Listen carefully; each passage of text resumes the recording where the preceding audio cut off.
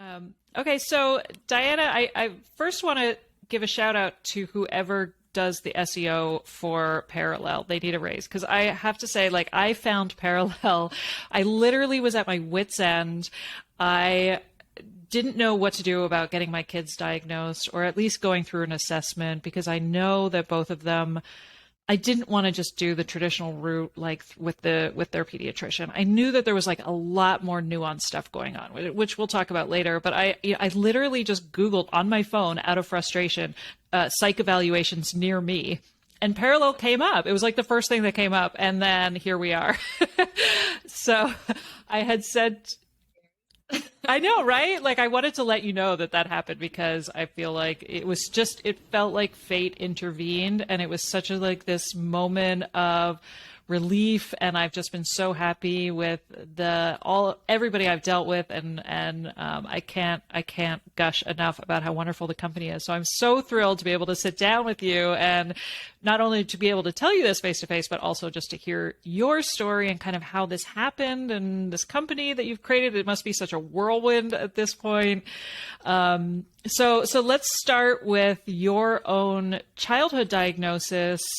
I know on the website you said that you vividly remembered having one of your peers proclaim that he had finished a Harry Potter book and you feeling like, oh my God, what's wrong with me? So talk about like your diagnosis as a child, what was going on and what were some of the signs that your parents saw or your teacher saw that got you that diagnosis, and how old were you? Yeah, well, first off, I just got off of my marketing team, so I'll have to get back on with them afterwards to give them that feedback. They'll be happy to hear. And no, I think it's always so great to connect with parents that are involved with the company and students that are actually interacting with the platform and our providers. So I'm so happy to hear all this and excited to dig in more. But in terms of my personal story, as I say on the website on the about page, yes, I do have that very vivid memory of it was reading time in first grade, and I was reading picture books that had maybe one or two words per page kind of thing, trying to sound out cat and hat kind of thing, and there were kids that were finishing full chapter books, right? And that was mortifying when you're 7 years old, right? However, I would say that those certain kids, that one kid in particular, was probably far more advanced than the majority of the classroom, but it was very clear that I was, progressing at probably the slowest speed of all of the other students, and that was very isolating when you're 7 years old, and you're not super aware, right, at that point of kind of how much extra work it's going to take to get through school. But it was just it was clear, right, that I was progressing at a different pace than peers at that point. So that was kind of my earliest memory of kind of self-identifying as maybe quote unquote different. I actually ended up being diagnosed with dyslexia that same year. I was very lucky in that my parents were pretty aware of what the symptoms of dyslexia and learning differences more broadly looked like. And so they really intervened early to make sure that I did get tested and got extra support. And so I also mentioned, in that little story on the about page, that I am kind of one of the lucky ones, right? Most students, unfortunately, throughout America are really struggling before anyone ever really intervenes. And of course, learning differences can mean a lot of things and also can hit students at very different points or manifest in different ways, right? And so things might be all smooth and fine, one year, one grade, and really, really shift by the next year, right? And so that's where I feel like, again, I do feel very lucky that I was kind of a product of that early intervention, was able to have a lot of resources in place to ultimately help me, I guess, stay somewhat in line with some of my classmates. I would say that I always felt like I was working a lot harder and putting a lot more time into my studies in order to, complete my assignments and get good grades and do all of the things that, I wanted to achieve in my quote-unquote academic career. And I think the other thing I'll just note is when you are diagnosed that early and actually get real interventions put in place, whether it's working, one-on-one with a learning specialist or working with an executive function coach or whoever the specialist is, right, that's needed for that specific diagnosis, you still don't totally process what that means, right? When you're 7, when you're 8, or when you're 9, even frankly, all the way. It wasn't until I was in high school that I even remotely began to take note of what dyslexia actually meant, or tried to really understand how I was different from my peers.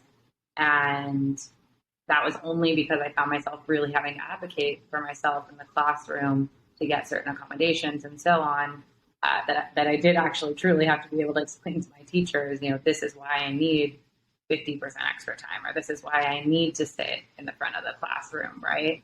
And it is just kind of a crazy thing. I think a lot of parents struggle with and teachers struggle with is how do you even talk to a 7-year-old or 8-year-old about why you have this kind of scary medical diagnosis and why you're working harder than your peers and why it's good to work with this specialist or so on, or get this extra support, but yet you as a child want to be, in soccer practice with your friends, right? So a lot of takeaways, I guess, from being diagnosed so early, but definitely feel like I had a very unique story and wanted to be able to make my reality a reality for more students across America, and that's really where Parallel came from.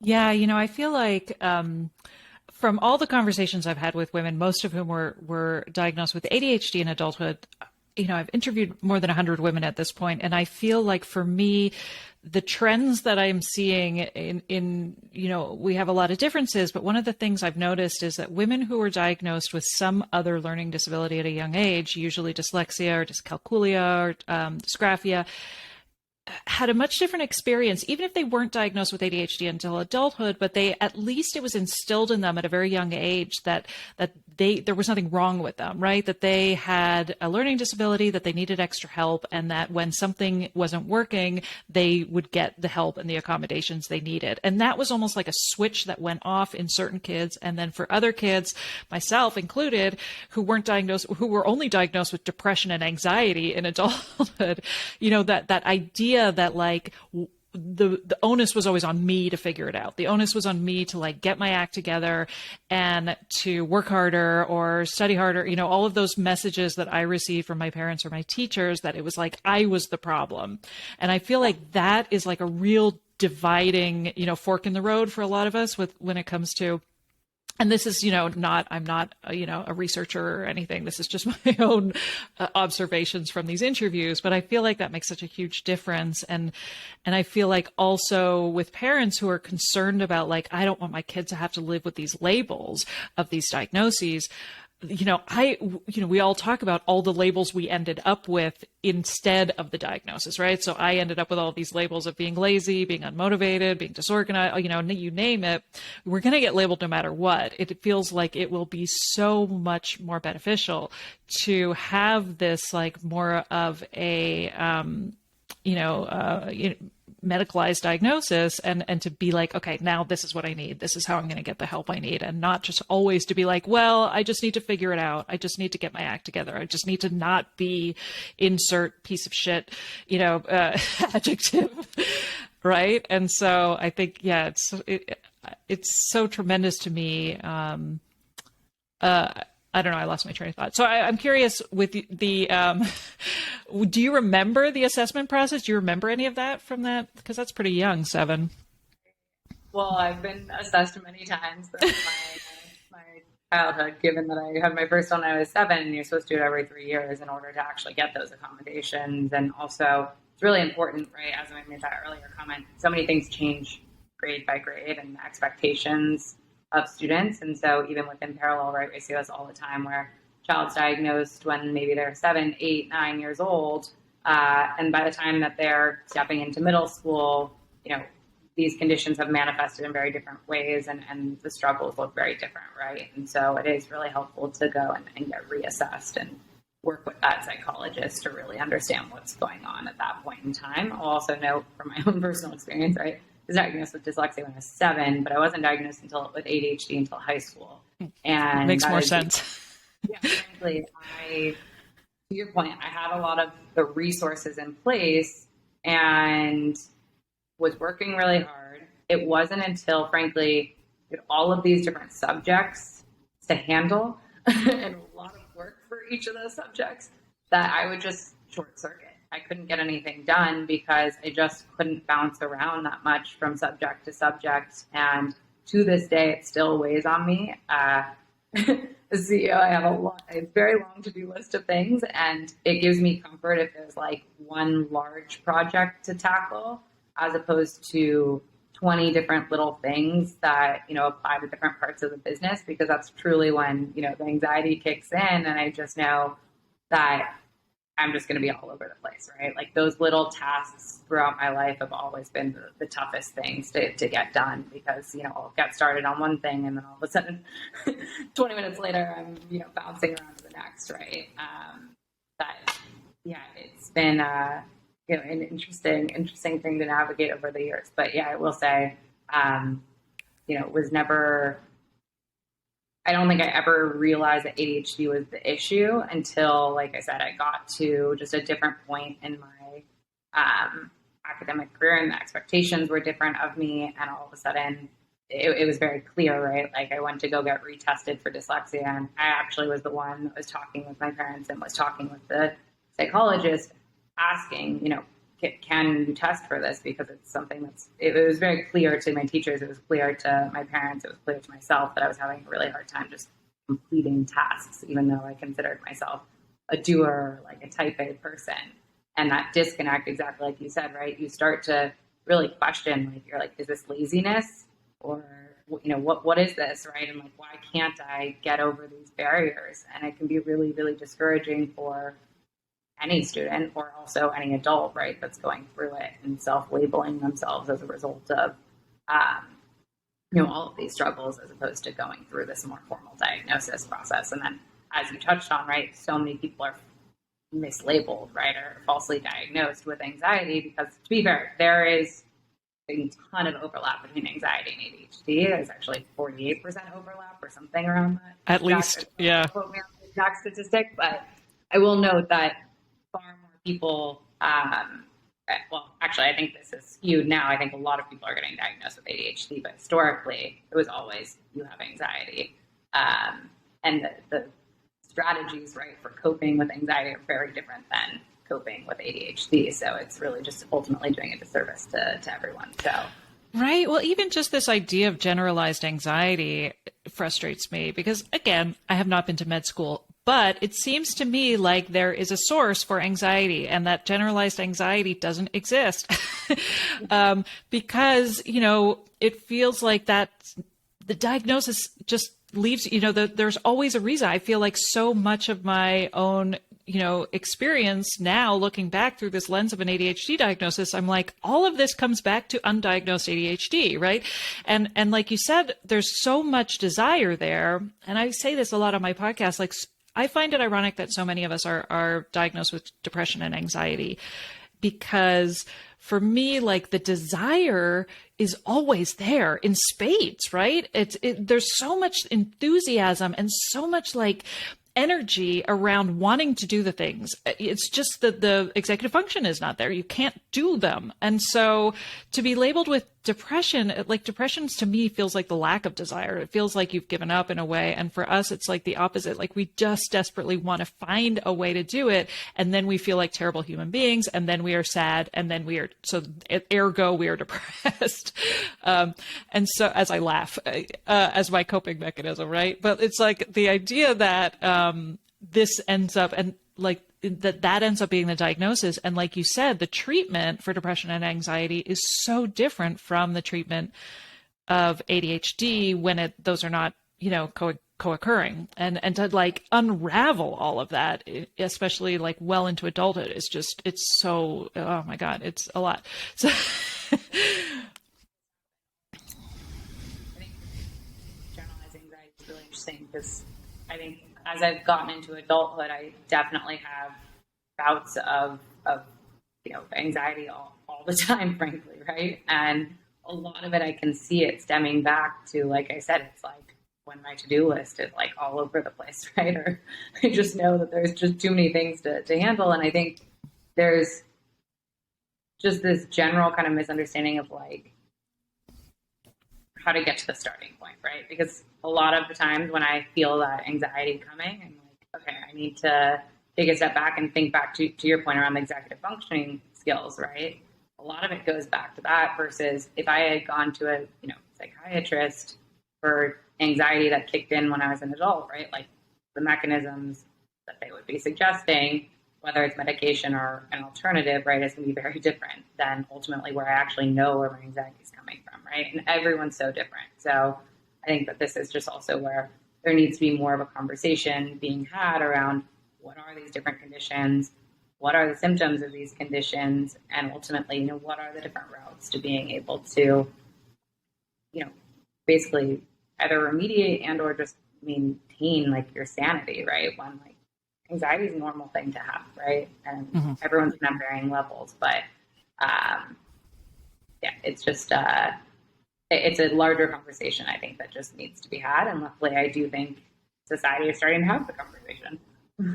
Yeah, right. I mean, I feel like I'm constantly questioning all of that, even with this diagnosis, which is, I was diagnosed at the beginning of the pandemic. And so and as were many, like the number of adults who are getting diagnosed and kids who are getting diagnosed since lockdown and since the pandemic is so crazy that I'm like, is this ADHD? Is something else happening? Are we just going through this like collective trauma? It's like, are we, and then the answer is always like, does it matter? And then I'm like, I don't know. It does. For whatever reason, it seems to matter for me.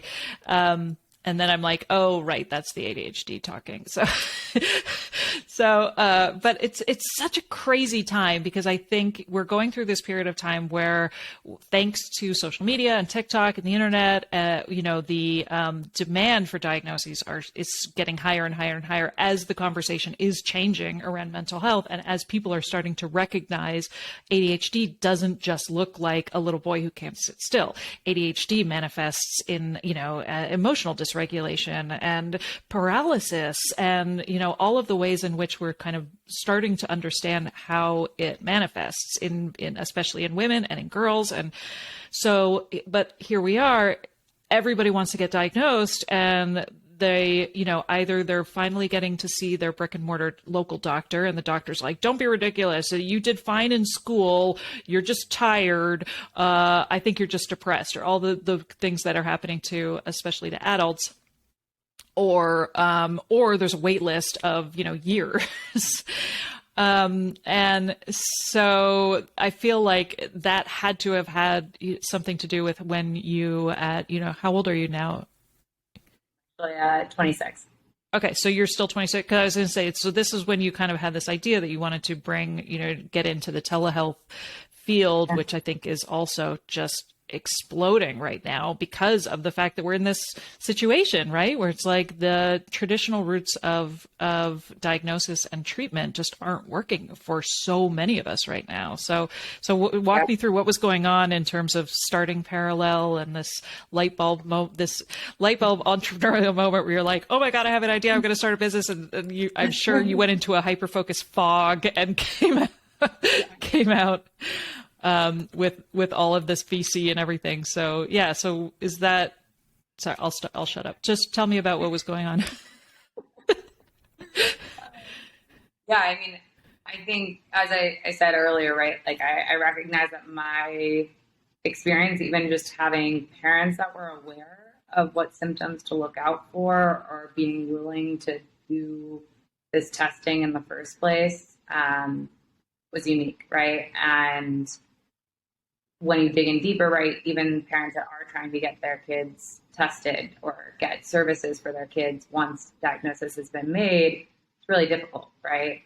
To your point earlier, wait lists are very long. It's very expensive to get a private evaluation, costs thousands and thousands of dollars, right? And if you're going through the school district, frankly, you could also be waiting for months, and you might not even ever get an evaluation. And I think schools are also under just an immense amount of pressure right now because they're also extremely short-staffed. And, I'm sure school districts wish that they could be doing a lot more for special ed students, but I do think that during COVID, it's fair to say that special ed students were probably, disproportionately affected because so many of them, had services fully cut off. Nonetheless, think, the idea for parallel actually had come earlier than COVID, but COVID was kind of the, big change agent, which I was like, all right, this really, both for my life personally, but also for the larger idea, it was very clear that this was the right time to start exploring, right? Because as you pointed out, the virtual model really has become just the main mode of healthcare services at this point, coming out of COVID. But pre-COVID, a lot of the folks that would need to buy into virtual testing had kind of been wishy-washy about it. So like the American Psychological Association, National Association of School Psychologists, the testing companies that publish all of the testing materials, no one had really forged into, well, can we actually do this in a virtual setting and have it be accurate, right? Because keep in mind, we're doing very intense, thorough evaluations and using real clinical measures that were historically built for in-person testing. And we're actually very lucky here at Parallel.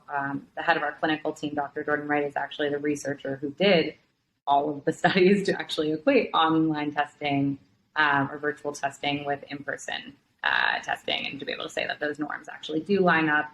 And that has been the research that has really been the go-to over the past 2 years as many psychologists start to use virtual therapy or teleassessment, in their practice. It's what, American Psychological Association has pointed to for the past 2 years. And so you've seen this kind of validation of teleassessment as a practice, which is really exciting to see. And frankly, one of our other clinical advisors, Dr. Damon Korb, who's based out in California, he's a behavioral pediatrician. And when I first approached him about Parallel, he was like, a year ago, I would have laughed in your face if you told me you were going to do a virtual testing model. And he's like, but now COVID happened. He's like, I'm totally on board. Let me know how I can be helpful. So I think that goes to show, right, just how much has changed.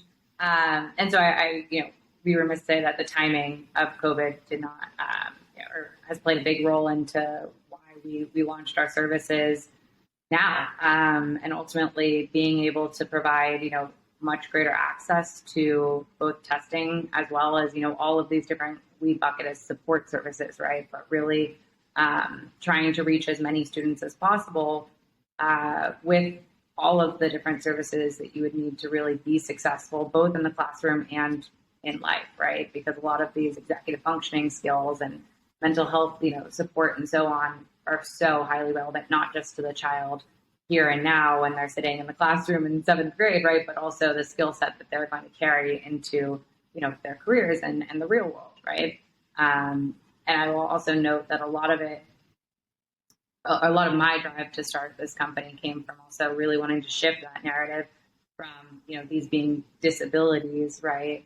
Or this idea of children being different and then negative light to really celebrating uniqueness, right? Of how children and all of us, frankly, think and learn, right? Because I don't think it's a controversial statement to say, like, there are visual learners and there are auditory learners. But the second you start putting a medical diagnosis like dyslexia and ADHD on the table, all of a sudden you're really isolating students. And historically, and this happened to me even personally in school, where it was like,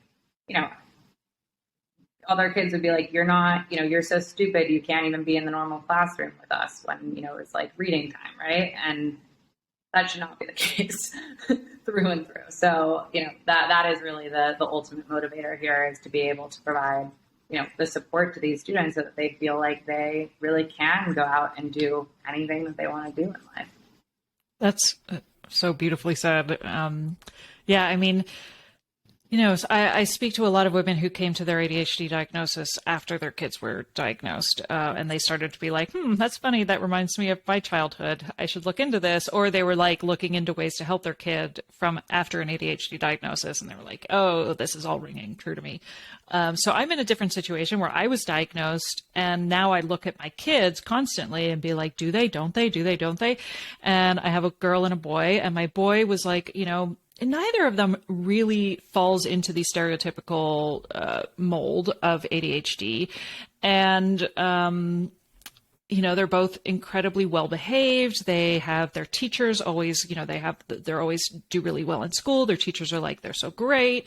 And I see, I start to see a lot of the anxiety that underlies like how much work they're putting into presenting themselves that way. Right. And so the more I've sort of looked into ADHD and the more I've talked to women and formed this idea of what it looks like in children, especially the inattentive type, right? Which is just, I see more and more of it so much in them. And yet at the same time, like I was really dragging my feet on getting them assessed because I was worried, like I said it earlier, like I'm worried that if I go through the school district, if I go through the pediatrician, they're going to say, oh, no, I don't know what you're talking about. They're fine. They do well in school. And then they rattle off all of these positive traits that as evidence of the fact that they can't possibly have ADHD. And so I was like, I don't want to fuck this up. I wanted to like make sure I do this right. And so that's why I wanted to go through like a full on psych assessment, do everything, because I'm like, even if it's not ADHD, I see a lot of that anxiety building up, and I see a lot of the dysfunction that's executive dysfunction that's happening, especially now that my daughter's in high school and there's more expectations for her to organize. She's just falling apart in terms of like her organizational skills. So I'm, and I'm like, regardless of what her diagnosis ends up being, I think it'll be really beneficial for her to learn, some of these life skills that aren't taught in school and that have to be explicitly taught for certain neurodivergent kids. And so I was like, I need to do this right. I want to do the absolute, most thorough assessment I possibly can. I live outside of New York City. I was calling the big centers in New York City, which are, like you said, thousands of dollars. Like I think one of them I called was $7,000 and there was a wait list until the fall anyway. And I was sort of like, I was just at my wit's end because I could see that my kids, also that was the other thing. My daughter was like, when she saw me not looking into she saw me as not looking into a diagnosis for her. And she was like, what, do you not think I have it? Do you not care? And she was starting to see my indecision as me not caring. And I kept saying to her, I was like, no, you don't understand. I care so much that I really, really want to do this right. But I also, we're at this, I also know that like, maybe it wouldn't be caught because it's so nuanced. And I get really but I get really like befuddled over the whole thing too, because then I'm like, am I seeing something that's not there? And then I'm like, what even is ADHD?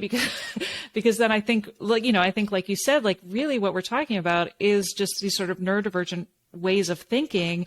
And oftentimes it's when you're in an environment that is not beneficial to the way that you think, you are going to have these deficits. But for the most part, if you have all of these wonderful traits as well, if you're in an environment that is helpful to that, right? And so it's like school is just an environment that is never going to be really very beneficial or hospitable to a neurodivergent brain. And so anyway, they're both in different as of this interview, they're, both at different places in the assessment. My daughter's already gone through all of the assessment testing. She's waiting for the big reveal, what is going on. My son is about to, we've had the initial conversation with the psychologist. So he's about to go through the testing. So it's just like, I don't know, we're all so excited because it's like, what is it going to be?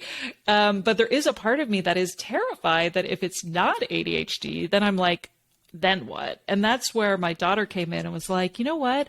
It doesn't matter what I'm diagnosed with or if I'm diagnosed with anything. It's just like knowing who I am, how I work best. She talked me off the ledge. She was so sweet. And she was like, it's really, I just want to know and then be able to get what I need to succeed, right? And I was like, oh, it's so true. She ever wants an internship. Sounds amazing. And I think it's really amazing, by the way, when a child is so self-aware, your daughter, I guess, is a teenager, right? But to be so self-aware to really want this, right? And I actually always equate it to, you see so many other brands popping up where it's like, whether it's your Apple Watch tracking how much you walked or Everlywell telling you what you're allergic to, right? I think there is like a human nature to kind of want to know how to like optimize for the best performance, right? And to your daughter's point, right? I mean, who knows what the formal diagnosis comes out to be, but I think one of the things that's really exciting about the way that we've set up the parallel assessments and what you'll see in the final report, right, is that we go through all the good and the bad, right? We go through every cognitive function possible to really say, okay, these are strengths and these are areas of weakness, right? And what I found in my own experience, right, is where there are areas of weakness is where you learn to compensate, right, or how to cope, right, and work around those, right. But also even just knowing then the positive of like where are you really strong, you can really start to lean into those skills, and it's extremely empowering when you shift the conversation to that framework as opposed to here's a scary medical diagnosis, you're different from all of your friends and your peers, right? And, you know, you have a problem, right? And I think that is historically, I mean, psychological evaluations are not a fun process to go through for a number of reasons, right? But I think that is, you know, where we really try to put the student first, right? To make this an empowering experience for the student and frankly for parents like yourself, right? So to your point, whether it's ADHD or it's something else, or maybe it's really minor forms of certain things, right? You're still going to get this really robust understanding of still where are her extreme areas of strength, and then, you know, where are, you know, areas that, yeah, maybe the school district is going to say aren't such big areas of weakness that she needs, you know, specialized teaching or something, but like nonetheless, it's still real. There's still areas of challenge for her, and she can ultimately, you know, lean into those strengths and also get the strategies to kind of work around those weaknesses, right? Yeah, and I think that has been such a tremendous shift for me and my own mentality as a parent since my own diagnosis, which is like, I no longer look at any situation with my children with that mindset of like, well, you just need to try harder, right? It's always about like, what I know you want to succeed. I know the desire is there. So what do we need? What help do you need to succeed? Right. And that's it seems so obvious when I say it out loud, but it's a huge mindset shift. And I think so many of us fall into that category of like, this system is not broken. The system works. So you just need to try hard to figure out how to work within that system. Right. And the reality is, you know, I think to our earlier conversation, right, like you start to identify students as, you know, lazy or disorganized or disengaged, right? All of these really negative terms. But the reality is no child shows up to school, you know, not wanting to succeed or do well, or they don't want to be any of those things, right? There's usually some other underlying factor, whether it's learning difference related or mental health, behavioral related, right? There's something else going on that's inhibiting that child from succeeding, right? But if you just peel it all back to the core, right? No child is showing up to school, you know, wanting to be the you know, anxious one in the class or the disorganized one in the class or the lazy one in the class. And I think that's what we, you know, definitely take for granted. And I also think that's where starting with such a comprehensive view of what's going on with your child is also a very uniquely helpful place to start, right? Because you do get that whole picture as opposed to saying, oh, I think my child might have ADHD, let's just do an ADHD test. And to your point, then what happens when it's not ADHD, but you didn't do any of the social, emotional, behavioral testing to say, oh, maybe it is actually anxiety, or maybe actually, you know, we should have done the cognitive achievement testing to say, like, there's something completely different going on that we never saw coming. Yeah, right. Yeah. And, you know, when I was in high school, I got so much of that messaging of like, you just need to try harder. What's wrong with you? That I stopped going to class. And then I ended up, you know, I feel like so sad for that girl who just gave up on herself because I just stopped. Then I ended up with an attendance issue because I just didn't know what else to do. Like I just was sort of, you know, God, I felt so lost and alone back then. And I just desperately don't want that for my kids, right? But I am, to be honest, as a parent, knowing all I know about ADHD and how much I wish I could go back and like, there's so much of that grief around like, oh, the signs were there and nobody knew, and the life I could have led if anybody had seen the signs. I go through all of that, but I still worry if my kids are diagnosed with ADHD, how they're going to be viewed in the classroom by their teachers. Like you were to your point earlier, like, are they going to end up being put into IEP classes? Are they, the stereotype right now is you can't have ADHD because you do well in school. So if you do well in school, if you have ADHD, ergo, will the assumption be that they, are a certain type of kid or a certain type of student? And I can't, I talk myself out of that, but at the same time, it is a worry that I face where I'm like, maybe we don't have to tell people, I'm like, not only is there the diagnosis, but then there's like, do we get a 504? Do we go in that? Or, there's so many of those issues that I'm like, why am I stressing over all of it?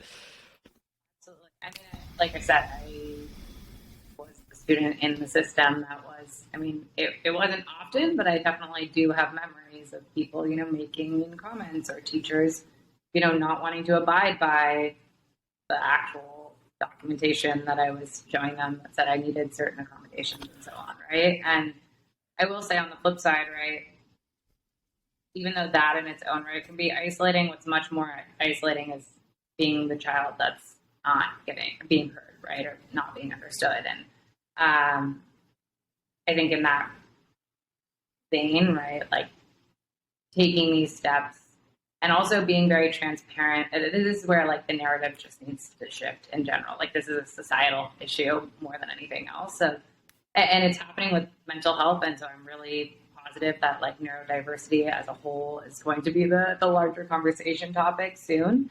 And we're certainly trying to push that conversation forward here at Parallel. Like I said, to say it's really when you start putting like true medical labels on things and starting to put people in different classrooms and so on that you start, getting into that territory of like the extreme isolation, but at the same time, shifting that narrative with your children to say, hey, yeah, you're going to be, maybe getting slightly different, classes or, different treatment from your teacher or so on, right? But the skills that they will learn, I think, from going through that and also getting the support that they really need, it sounds like your daughter is very self-aware already. But I think that ultimately, like if I look at my own experience, I think a lot of that advocacy that I had to do for myself and taking it into my own hands to understand what these conditions really meant and what it meant for me and how I learned best and so on, meant that I was 10 times more mature by the time I was, going through college and fully independent by myself. I knew exactly, I joke about this all the time, but like, I was like, I'm not buying this textbook. Like, I know I'm not going to read it. And instead, I went to every office hour and became really close with all my teachers. And I think I got more out of college than probably most college students did as a result. I also saved a lot of money. But the reality is, right, like, I think actually when I talk to so many other people that have grown up with these conditions, right, so many people have learned to cope in really interesting ways that I think they end up actually learning life skills that really set you up for success in life. And like I said, it's always going to be isolating. There's no perfect solution, but I do think we all need to normalize like talking about these differences more, because it shouldn't be that, you as a parent don't want to give your child or this kind of knowledge, right, or put them in a learning environment that's suited better to their needs because you want them, to be treated differently, not. Yeah. Self-advocacy is so important. And I think it's drilled out of kids in a school environment too. And I hear it over and over with my kids, where they've asked for an accommodation from their teacher, something simple like I like to sit in the front row because it helps me focus. and they need a 504 for that fucking thing because the teachers like won't do it. My daughter, our last name is W, so my daughter has to sit in the back of the classroom because most of her teachers prefer to put everybody alphabetically. I'm like, that is so ridiculous. And so, and I'll say to her like, no, stand up for yourself. This is something you need. You need to, and so this is something that you are allowed to ask. And she's like, no, you don't understand. Like, I'm not allowed to ask. And that's the reality, right? So I think, regardless of what the diagnosis is, executive functioning coaching and just being able to like teach kids how to advocate is something I think is so important, and I love like seeing that in the parallel as the services that are offered, the just like simple things like coming up with organizational schedules or learning how to write emails and like all of these things that are so important to how you show up in the world and how you, advocate for yourself. And these aren't things that are just going to like, you don't just inherently know these things. And so, right. I think they're so valuable. Yeah. Like, get rid of home ec and bring in executive functioning. Exactly. And to be fair, actually, so I will also be transparent. We work with a lot of school districts, right? And we actually do serve their special ed department so that they can ultimately provide services to all the kids that need this extra support or different support, right? And I will notice that some of our school district partners actually have been using the executive function coaching for general education students too, because the reality is those are skills that regardless of whether you have a diagnosis of ADHD or something else, right? Like executive function skills are just core skills, right? And everyone can definitely, benefit from some extra support there. And it's something that I never had growing up, but boy, I wish I had, right? Because as you mentioned, right, they're really true real life skills. I mean, even as I explained, right, like when my to-do list gets too crazy of, oh my God, there's too many things all over the place. That's where like I've now learned the skills to figure out how to like pare that down into digestible, how to get this actually done. But that's the type of stuff I could have been learning super early on, how to service like that available. Yeah. And not only that, but I think through my own diagnosis, I now realize that there are methodologies that work for other people that don't work for me. And that's okay. And it's not a judgment on who I am. Right. And another thing that seems obvious, but it never occurred to me, that there are methods that work for people that don't work for me. And that it's not a matter of trying to jam my square peg into a round hole, that it was really about finding the methodologies that do work and not feeling like a total failure in the process. And so like, that's the other thing I feel like we need to teach kids from a very young age, as this theme has been going out this whole conversation, right? Which is like, you are not the problem. You just need to find the tools that work for you. No, absolutely. I couldn't agree more. Awesome. So, and I also wanted to go back to the wording and the messaging in parallel, I think is spot on, just in what you were talking about earlier about like wanting families to feel like it's comprehensive and that there's like a holistic approach to these assessments, right? I felt that it's another reason why I was so drawn to the company right away, because I feel like I've done so much exhaustive research and I just felt like you guys just checked off every box in terms of like what I was looking for, even just like your fonts and your color, the color palette and everything. It's just, for me and my own like journey and searching for the proper way to get my kids assessed, it just felt like you guys were like delivered from on high. I'm so grateful. Yeah, no, I know. I'm excited to be able to get a chance to tell you this too, because I just like feel it so grateful, given, the fact that I've been like able to unload how this whole process, like I am just so grateful that this exists and that the environment of COVID, like how random it's all has been over the last few years that we've been going in this direction. And, I'm not a fan of two-tiered health systems in this country, but I'm also just like so grateful for the different price point options that are available to different, for families based on their needs. And how are you able to keep it so inexpensive? Yeah, that is the go-to question. At the end of the day, us being a tech company through and through, right? I mean, it's not just that we are putting the services on Zoom, right? There's a lot more that goes into the assessment process and a lot of administrative work and so on. And frankly, a lot of the main reason actually, when we broke it all down for why assessments cost so much and why they take so long, why there's those crazy long wait times, is that they're super inefficient. Like, honestly, if I was a psychologist, I would not do assessments either. I would purely do therapy hours, because the most administrative, awful process. You're writing like 30-page reports from scratch. There's like no software that exists to help you with that. You're completely like at your own whim to like, everything about it is just, it's really, really inefficient. And I got really exciting early on to be talking with these psychologists about, how can we make your life better, right? Like, what are the processes within the full evaluation, right, that are just painful? And you're talking to these psychologists and they're like, oh, I record the scores 4 separate times. Like, I write it on Scratch and then I put it into Riverside or Pearson, and then I get the norm scores and then I write it down again, and then I have to put it in the final report. And I'm like, wait, how many hours of time is that? And they're like, probably like at least 1 to 2 hours. And then what that translates to for a family is like $400 an hour of report writing time that they're getting charged for. So that was where, honestly, the assessments have been like probably the most exciting thing to break down from a product perspective of like, where can we just make clinicians' lives better, as well as, increase the actual like output for our actual students and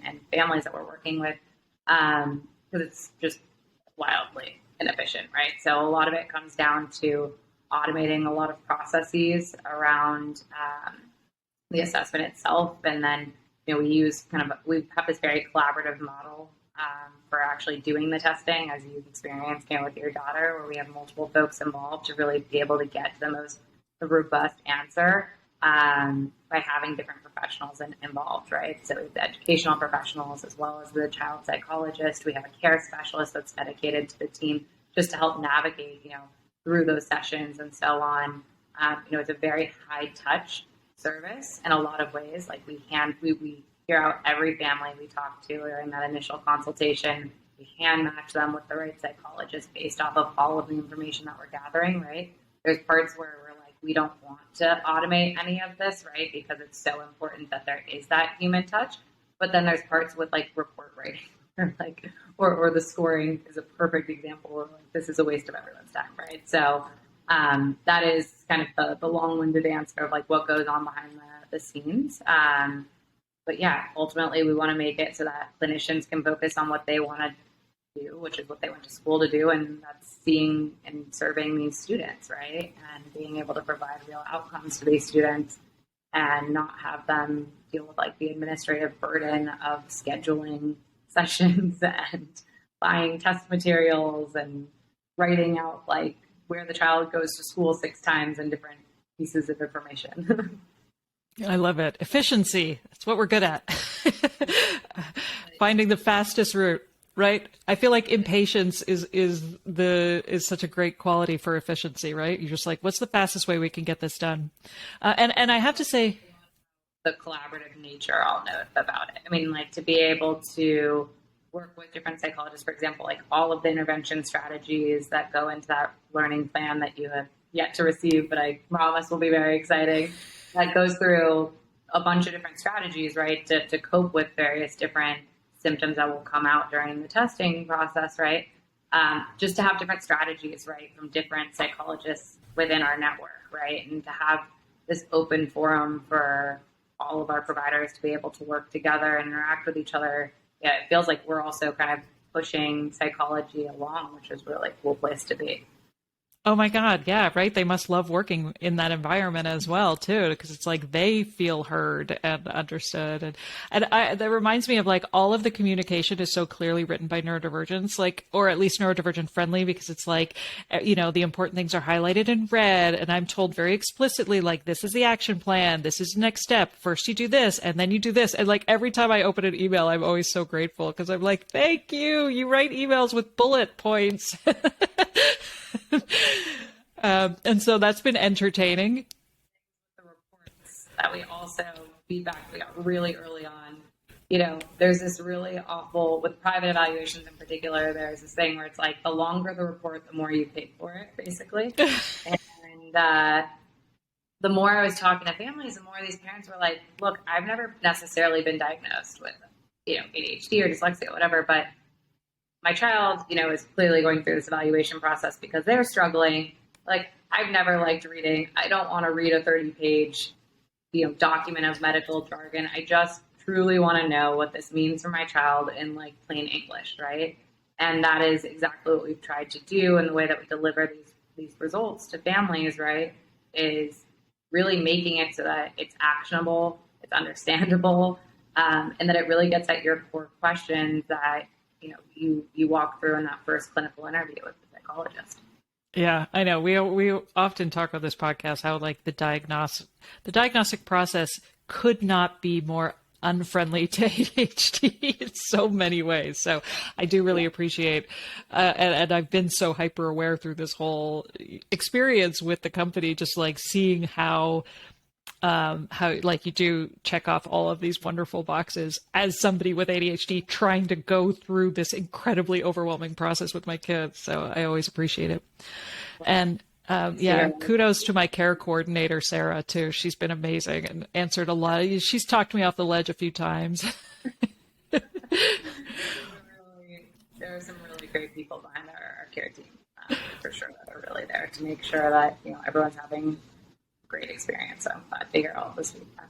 Well, I am so glad I found you, and I will shout from the rooftops because I think it's such a wonderful service, and I'm so glad it exists. And yeah, it's I am I wish so much success for the company. And now, one thing I ask all of my guests before I let you go, is there something, if you could rename ADHD to something that's a little less confusing and problematic, is there something you would rename it to? That's a great question. I don't think this will come as any surprise. I think I would take deficit and disorder out of the title, just because as you've heard over the past hour, definitely take offense to a lot of this language of medical diagnoses and labeling and all that good stuff. So I would say that would probably be my main piece of feedback to whoever is writing DSM-5 diagnoses. Right? Yeah. Just make it like 5 exclamation marks and then we'll be done. Yeah, exactly. I mean, yeah. Well, it's an interesting conversation because I feel like most of the people I interview will say, take away the disorder, stop pathologizing it. But at the same time, there's also that understanding that like in order to advocate, in order to say to have your needs met, you do have to go through this whole process of the 504, and like it makes it much easier to get accommodations when you have a diagnosis, and also it validates for us that need to say, I don't need to go to somebody and say I have to sit in the front row because I have ADHD. I can just say I need to sit in the front row, flat out, like that. But often a diagnosis will validate that for me and for the person who, for the teacher. And so it's also literally, to your daughter's point, the only way to get things done. Yeah, exactly. And that is why Parallel exists, right? To be able to make that actually a reality for more students. Yeah. Awesome. Well, thank you so much for sitting down with me and sharing your story and your perspective. I was so excited to pick your brain and like I said, just get this opportunity to gush over this wonderful company that that came in my life at such a wonderful time and has been so meaningful, and like I'm just so excited. So you better not screw this up. No, I'm kidding. No. Hope the reports everything is up to. I know part of me was almost like maybe I should wait to interview Diana after the fact, just in case. But I like the fact that the jury's still out. Okay. You don't have to publish this until after you receive the final report. Well, like I said, I mean, I feel like the whole experience has been so important, and I think regardless, like I'm already at a place of peace where I'm like, regardless of what this diagnosis ends up being for either of my kids, because I'm still on this understanding journey of like what we're even talking about when we talk about ADHD. So I think it'll be fascinating to me either way to find out just a little bit more about who they are as kids, and what's the next step in how we can best help them. So I really appreciate all of that. all of that information and just the feeling so held, in the way that I think we really desperately need as neurodivergents in this kind of assessment process. So thank you. I'm glad that we've been able to live up to that. And no, thank you so much for having me on. It's so wonderful to meet you. Really appreciate all the feedback. If there's any other more critical feedback, please also share, because we're always, looking to improve our services. But, I'm just so happy to hear that, really all the core reasons that we exist clearly are coming through, and just really excited to hear. So appreciate you, having me on today, and it was so fun to chat. Awesome. All right. Well, thank you.